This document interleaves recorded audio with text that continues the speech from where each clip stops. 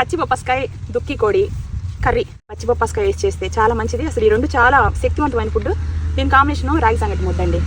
చక్కగా చేస్తున్నాను. ఇది బొప్పస్కాయ తోట, కొన్ని వేల చెట్లు ఉన్నాయి ఫ్రెండ్స్. ఈ చెట్ల మధ్య ఇలా వంటలు చేయడం నాకు చాలా సంతోషం. నిజంగా మీకు నచ్చినట్టయితే యూట్యూబ్లోకి వెళ్ళి చూడండి ఫుల్ వీడియో, ఓకేనా? పూజారి గారి నెంబర్ పోస్ట్లో పెడుతున్నానండి. వీళ్ళు జాతకాలు అనేది చూసి చెప్తారు, చాలా పర్ఫెక్ట్ జాతకం అనేది చెప్తారండి. పచ్చిగా ఉంటే కర్రీ బాగుంటుంది. అది పెద్ద పెద్దవి కోసా ఇంట్లోకి వెళ్ళి పండు పెట్టుకుందామని. ఈ తోటలో ఇంకా నేను చాలా వీడియోస్ అనేది చేస్తాను ఫ్రెండ్స్, ఫుల్గా వరుసగా చూస్తూ ఉండండి.